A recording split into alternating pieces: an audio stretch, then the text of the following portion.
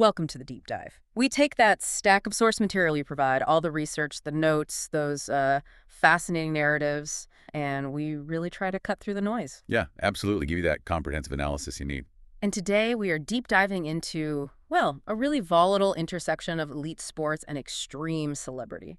We're talking professional football and focusing specifically on the deeply complicated life of Blackcastle captain Vincent DuBois. hmm And this narrative, it's really a masterclass in how external pressure and, internal emotional trauma just collide, especially under that massive spotlight of global fame. We're not just looking at sports here, are we? No, not at all. We're analyzing a detailed, almost forensic timeline.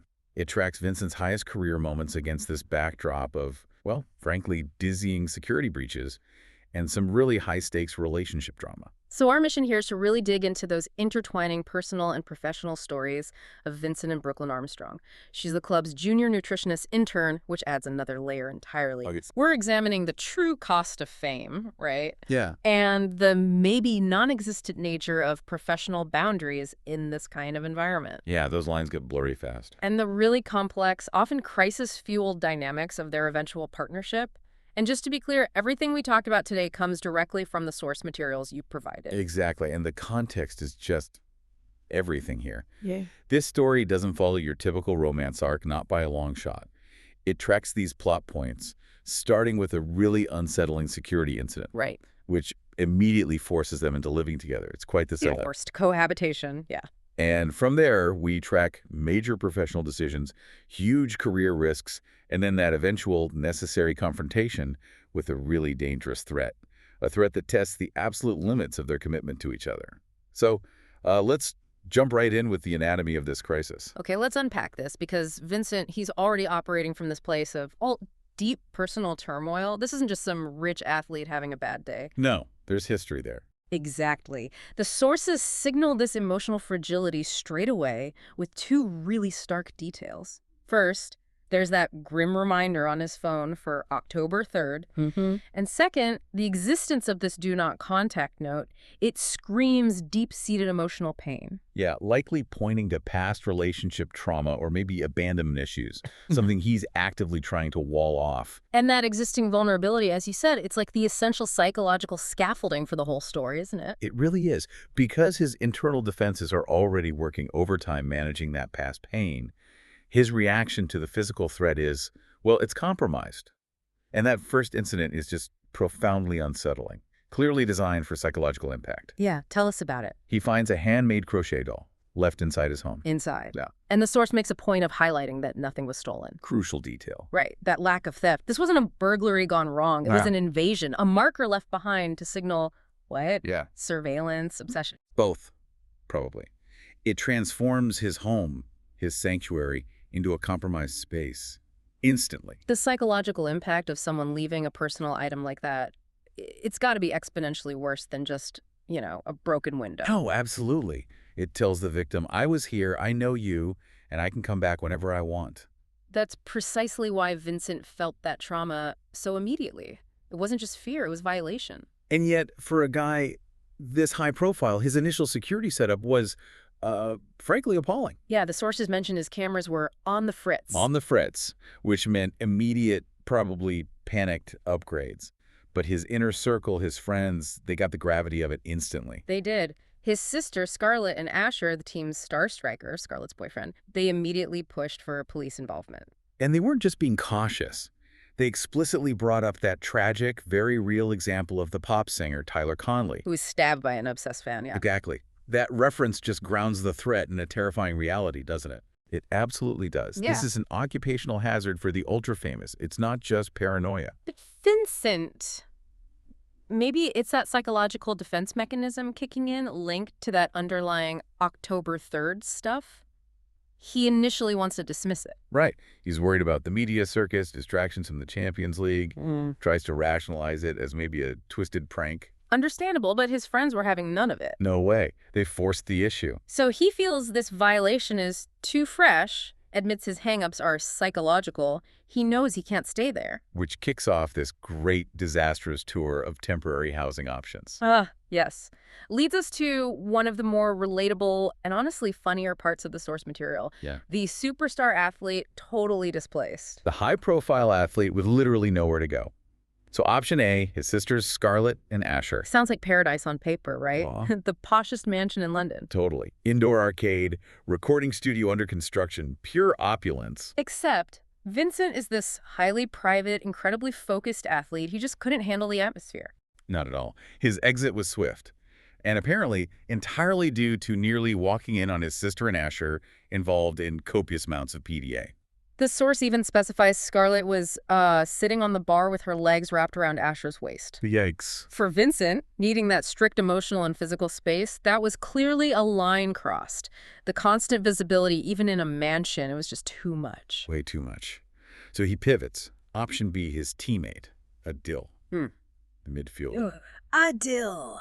Described wonderfully as the hyperactive golden retriever of the team. Haha, perfect description. So we go from opulent intimacy to just overwhelming extroversion. Yeah, Adil's defining traits seem to be this constant need for company. We must hang out 24/7. His oblivious rambling during every single Nate Reynolds action movie they tried to watch. Oh, man. And his frankly terrifying suggestion for a Blackcastle behind-the-scenes reality show. Imagine. For someone like Vincent, that's pure psychological torture. Absolutely. An athlete of his caliber relies on rigorous routine, mental space. Adil's constant, unfiltered presence, completely debilitating.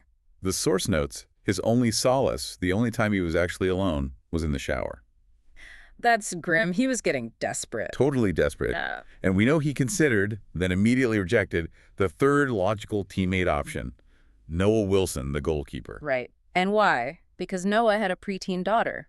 Vincent deemed it too weird. Which tells us two things, doesn't it? One, he's highly uncomfortable mixing his high-stakes, slightly chaotic life with minors present. Understandable. And two, He'd completely exhausted all the safe, comfortable housing options within his immediate inner circle. He was out of friends' couches to crash on. cornered. Hotels are too public, too risky given the security situation. Exactly. Which is when Scarlett and Karina make the inevitable, possibly fateful suggestion. Move in with Brooklyn Armstrong. Brooklyn, the junior nutritionist intern, who reports directly to the club, and, maybe most awkwardly, is the coach's daughter. Oh, the layers of complication. Her initial reaction. Absolute resistance, vehement, and professionally driven, you have to say. Yeah. She immediately declared, no, absolutely not.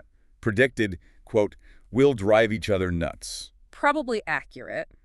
But Vincent, ever the tactician, even off the pitch. He sensed the challenge, didn't he? And used this classic psychological move to get past her professional objections. He goaded her, asked her, "It's interesting how adamant you are about it. It's almost like you're scared." Boom. That hit the nerve. Because of her deep need to prove herself professionally, to escape her father's shadow, being called scared. Makes her straighten up and agree just to prove him wrong. Exactly. But she wasn't just rolling over. She laid down some very stringent, non-negotiable terms. Okay, what were they? Term 1, double rent. Recognizing the massive inconvenience and, frankly, the professional risk she was taking letting the team captain secretly live with her. Smart. And term 2? Term 2, the boundary that just screams underlying tension from the get-go. A strict, no bringing girls over, ever rule. Wow. Okay. And Vincent's response to that? Calculatedly flirtatious. Almost like a declaration of focus, really. He says, I have absolutely zero interest in bringing other girls over. The emphasis on other?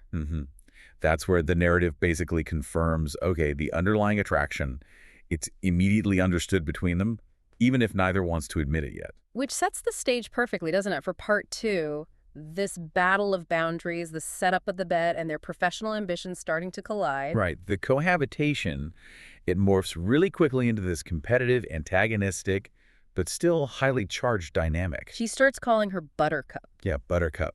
A nickname that somehow manages to be both affectionate and, like, slightly condescending at the same time. Fueling their constant banter, the insults, the challenges. And this inherent competitiveness, which probably makes them both really good at what they do. Had to go somewhere. It had to manifest somewhere, exactly. And it culminated in the infamous bet. Ah, yes, the bet. They agreed to put down 100 pounds. 100 quid on who will cave and kiss the other first. So they basically weaponized their flirting, Turned it into a game to force them to confront the attraction? Pretty much. It's a clever narrative device, right? Allows them to pursue that intimacy, but under the guise of competition. Keeps things safe, quote unquote. Meanwhile, Brooklyn's fighting this intense internal battle. Oh, yeah. She has this strict, self-imposed rule, I didn't do athletes. Yet she finds Vincent infuriatingly attractive. But what really messes with her head, what dismantles her stereotype of the messy footballer, is his unexpected domestic side. Totally.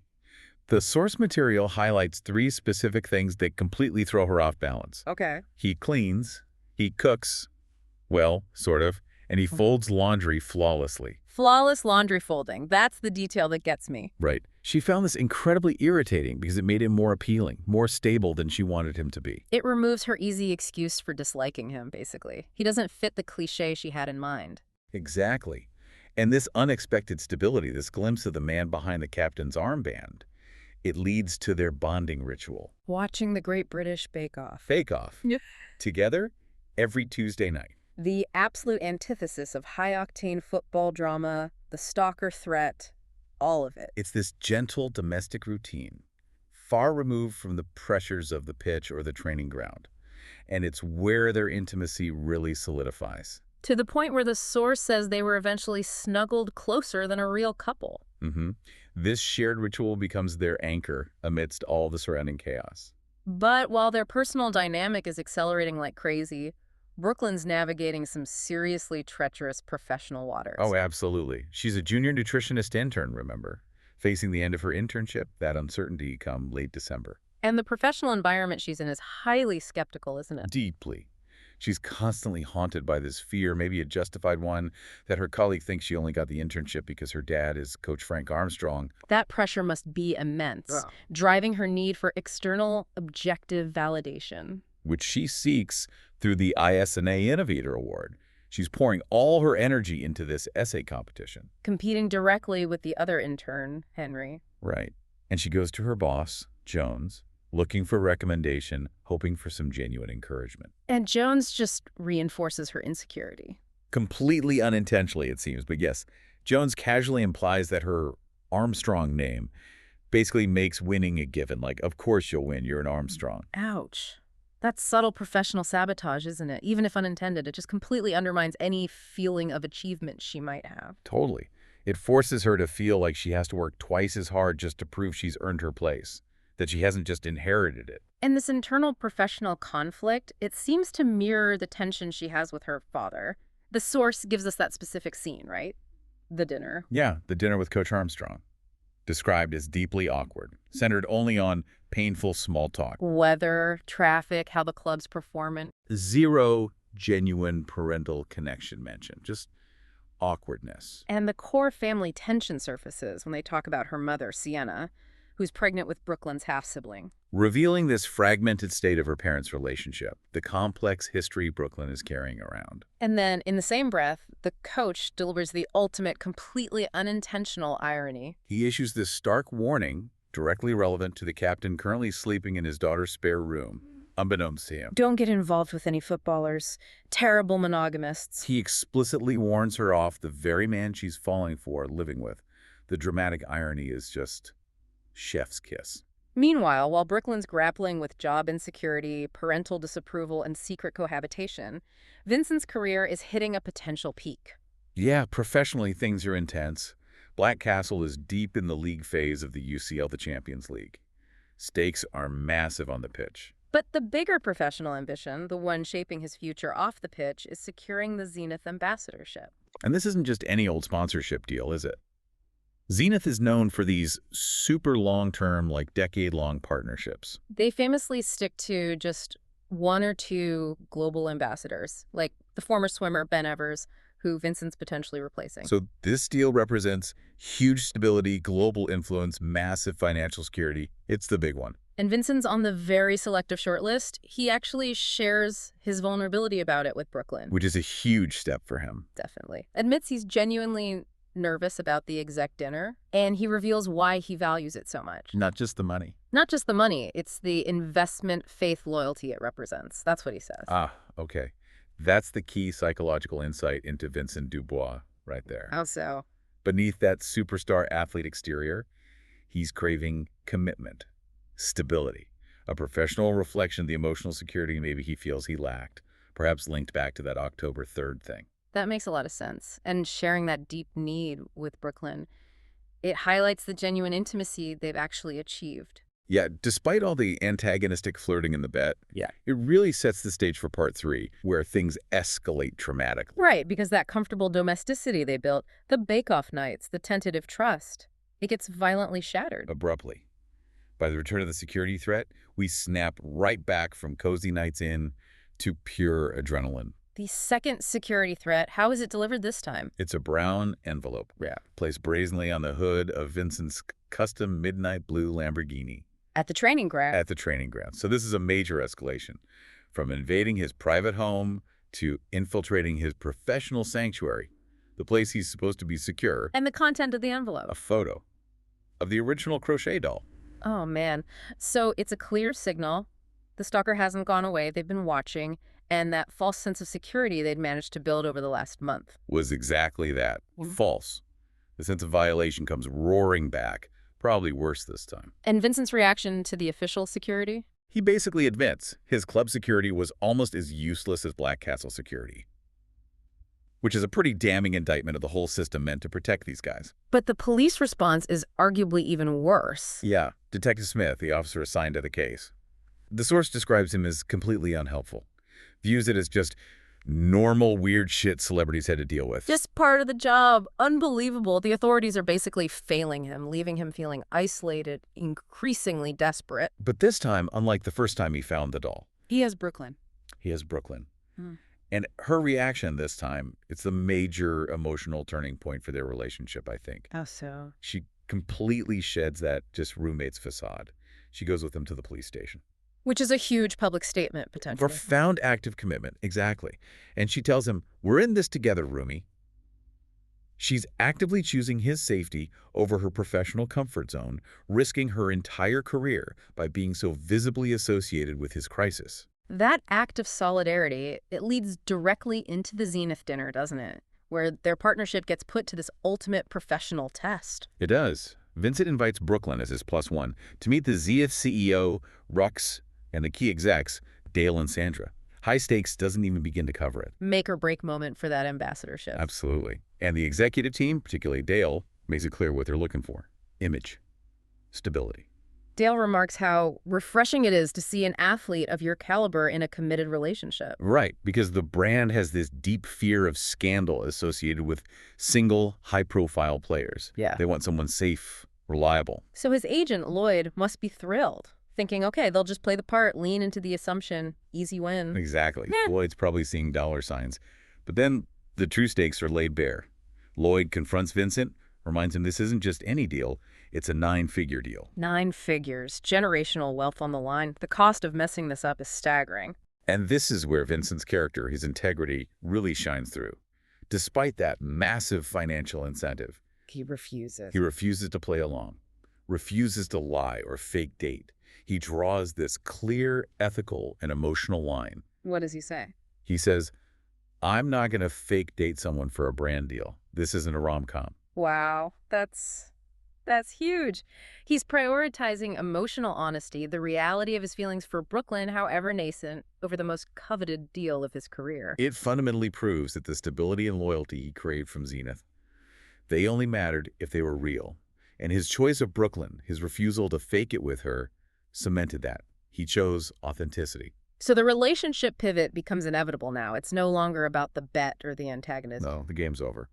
And the real relationship starts shortly after, during that trip to Budapest for Vincent's birthday. Right, with their friends. And Brooklyn gets this crucial, intimate look behind his emotional walls. Yeah, she sees that calendar notification on his phone. Birthday do not contact. Which immediately links back to that October 3rd trauma clue from the beginning. Confirming his fear of being alone, his past pain, it's all intensified on his birthday. She finally understands the depth of his guardedness, maybe the source of it. And the physical barrier between them breaks soon after that realization. The kiss. The kiss. Happens on a side street, midnight in Budapest, after they leave a club. And Vincent instantly surrenders the bet, right? That symbol of their whole antagonistic game. Immediately. He confesses his feelings, explicitly linking it back to their original wager. I'd lose every single fucking bet in the world if it meant I could be with you. The 100 pounds is completely irrelevant. He chose her, bet or no bet. He chose her. But coming home from Budapest meant facing reality. Specifically, the reality of her father, Coach Armstrong. And their domestic situation gets exposed in the most dramatic, yet somehow absurdly domestic way possible. It's almost comical if it weren't so tense. Coach Armstrong shows up at Brooklyn's flat, unannounced. And walks in just as a shirtless Vincent emerges from the kitchen. Covered in flour or smoke or something. Shortly after setting off the fire alarm trying to make pancakes. You couldn't write it. The tension in that room must have been unbelievable. The confrontation is immediate. And it's centered entirely on the consequences for Brooklyn, right? Yes. The coach expresses deep concern about the inappropriateness, how it jeopardizes her professional reputation, worrying that they'll never take you seriously again. It's her core professional fear, verbalized by the one person whose approval she so desperately sought. Devastating for her. And Vincent tries to diffuse it with possibly the world's worst lie. The Twister excuse, that they were just playing Twister. An excuse so obviously desperate, it just confirms everything, solidifying the coach's disapproval. But that confrontation, awkward as it was, it served as a catalyst, didn't it? In a way, yes. Coach Armstrong's reaction basically confirmed Brooklyn's suspicion. She'd likely never achieved true professional validation while working directly under him, in his shadow. Which makes her more open to opportunities elsewhere. Exactly. It fuels her later decision to seriously consider options away from Blackcastle, away from the Armstrong name clouding her achievements. Which sets the stage perfectly for our final act, Part 4. The ultimate test of career, love, and very real danger. Yeah, things get incredibly intense here. The professional opportunity arrives almost immediately, contrasting sharply with the chaos in London. Brooklyn gets that stellar job offer from the Moors in Chicago, working with an athlete named Haley. Sounds great on paper. Full benefits, generous salary, a chance to stand on her own 2 feet professionally. But the catch. Immediate relocation required. Like, pack your bags now. Which forces Vincent into making his ultimate sacrifice. He consults with Detective Smith again. And the terrible truth is confirmed. What's that? The intruder, whoever this new person is, often targets the romantic partner as a way to control or punish the main fixation. Brooklyn is now in direct physical danger simply because she's with him. Oh, God. So for Vincent, the decision becomes horribly clear. Painfully clear. He has to push her away for her own safety, despite the immense personal pain it causes him. He urges her to take the Chicago job. He does, and confesses his deepest feelings, telling her in French, "Tu es plus que mon cœur, tu es mon tout." You are more than my heart, you are my everything. Wow. He chooses her life, her well-being, over his own emotional need to keep her close. That French confession, save for these huge emotional beats, shows the depth of his commitment. It's devastating but selfless. And during this incredibly emotional period, we get an even deeper, darker look into Brooklyn's own history. Yeah, the trip to California, Vincent flies out as her emotional support for her mother's C-section. Seems like a supportive family event on the surface. Far from it. The confrontation with her mother, Sienna, is just brutal. It's the moment of ultimate painful clarity for Brooklyn. What happens? Sienna reveals the incredibly callous truth, that she never wanted Brooklyn, that she only kept her because Brooklyn ruined my chances of having a real life. Horrific, raw emotional abuse right there. Unbelievably cruel. And Vincent's reaction is explosive. He's so enraged by this cruelty towards Brooklyn that he almost physically attacks Sienna. Brooklyn has to restrain him. Yes. And that moment is critical. It shows Vincent's fierce protective instinct, absolutely.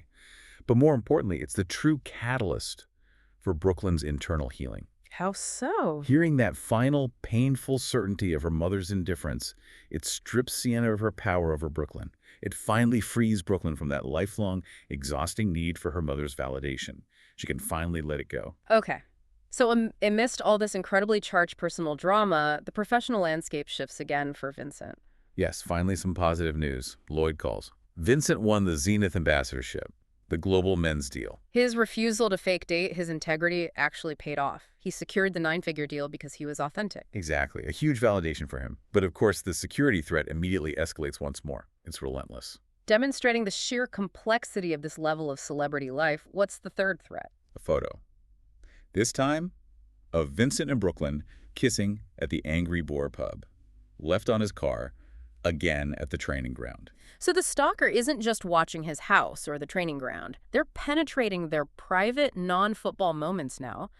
They know where they socialize. Exactly. And this specific piece of evidence, this photo from a private moment, is what finally forces Detective Smith to take things more seriously. Smith calls back. Yes, with a critical realization.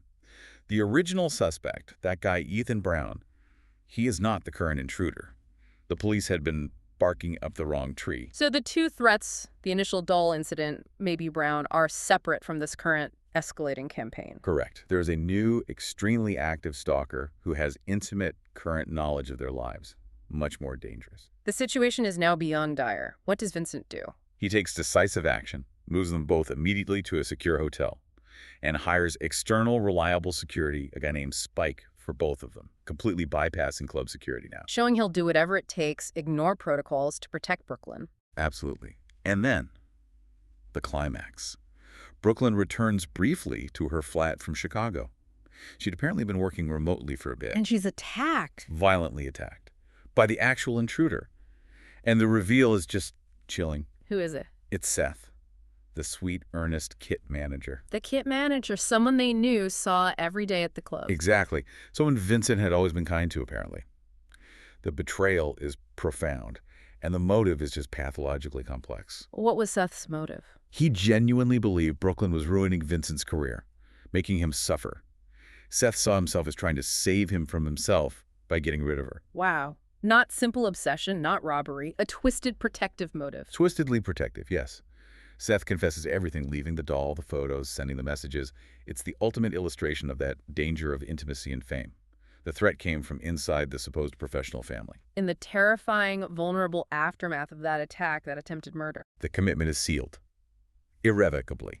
The intense danger just forces them to prioritize the relationship above everything else. No more games, no more bets. They exchanged the L word. Yes. Vincent affirms his choice unequivocally. I'd choose you every time. And Brooklyn confesses her love too, demanding no secrets and no regrets moving forward. And the Chicago problem, the transatlantic separation, how is that resolved? With a really clever compromise, actually. Speaks volumes about Brooklyn's professionalism and foresight. Oh, yeah. She reveals she'd cleverly negotiated a remote work option into her Chicago contract if her athlete, Haley, placed at Nationals. Which Haley did. Which Haley did. So Brooklyn secured a 3-month remote work probation period, allowing her to return to London immediately without sacrificing her hard-won professional integrity or the new job. Brilliant. A solution that honors both her career and her relationship. Exactly. And the sources wrap things up with a pretty satisfying and comprehensive resolution, all things considered. Vincent finally confronts Coach Armstrong again. Yes. And the coach, having presumably witnessed the seriousness of the threat, the danger Brooklyn was in, and the obvious depth of their commitment now, he shifts. Hostility to simply tolerating the relationship, which, given their history and his initial warnings, is basically a win. a grudging acceptance. And Vincent and Brooklyn? They move in together permanently. Yeah. Properly this time, establishing a stable, secure home life. Vincent even buys a discreet black Range Rover for security, for personal errands, trying to minimize his public footprint a bit. Professionally. Vincent leads Blackcastle to win the Champions League final, the absolute pinnacle of his club career, Yeah. crowning that zenith he was aiming for. And personally. They're shown enjoying their happy, stable life together, watching Bake Off naturally. And there's mention of an unexpected pet pig named Truffle. Ha. Truffle the pig. Okay, what an incredible, turbulent journey. It really is. This narrative takes us from, hostile cohabitation and a playful, antagonistic bet, All the way through overcoming these severe, deeply internalized security threats, the parental issues, the professional pressures. and that huge challenge of balancing global careers across an ocean. Every major personal struggle, Vincent's fear of abandonment, Brooklyn's intense need for validation, it was ultimately resolved. Not by luck, though, but by their mutual, absolute commitment to each other when things got really tough. Exactly. So the key takeaways here, for anyone analyzing this kind of high-stakes narrative, they're pretty profound, I think. Yeah, what stands out most to you? Well, first, the paramount importance of commitment over career. Vincent demonstrably put Brooklyn first. Right. He was willing to risk that 9-figure Zenith deal. He even considered, apparently, a transfer to the MLS, moving his whole career to ensure her safety and happiness. That sacrifice defines his transformation. Definitely. Second takeaway has to be the danger of intimacy and fame. Celebrity security is just inherently complex. And the final culprit wasn't some anonymous online troll or distant obsessed fan? No, it was Seth, a close, trusted colleague, the kit manager, someone with intimate access to their movements, their schedules, their lives. That insider betrayal is the real hazard here. Underscores the need for constant vigilance, even among people you think you know, especially in that kind of environment. Mm-hmm. And finally, for me, it's about internal healing and validation. Brooklyn's journey ultimately wasn't just about ending up with the team captain. No, it was about her achieving career success on her own terms, finding her own merit. And realizing her self-worth regardless of external approval, especially parental approval. That brutal confrontation with Sienna, as painful as it was necessary to finalize that emotional independence. She didn't need their validation anymore. So the source material leaves them in a good place. Stable, happy, Champions League medal, Zenith deal signed, intruder caught. Seems like a neat ending. It does seem neat. But given the sheer intensity of how they got there, the stalking, the professional sabotage, the attempted murder by someone they trusted implicitly, how much permanent psychological paranoia do you think still lingers? Yeah, beneath the surface of that new, seemingly perfect life together, even with all the success. Can that level of violation ever truly fade? Something for you, the listener, to mull over as you integrate these complex insights. Indeed. It's a tough question. Can true peace ever really be achieved once trust and security have been broken that profoundly? This has been The Deep Dive. We'll see you next time.